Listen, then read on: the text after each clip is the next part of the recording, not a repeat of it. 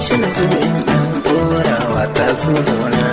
mai sauraro na kai zaunawa komai ya zafi Allah shi ne mai yin bayarwa to karkaja haushin kowa haka dan bai umfanarwa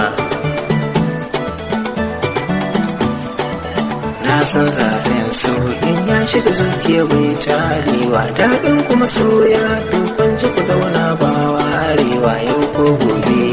auren kwa daura sai kawowa na ji baraki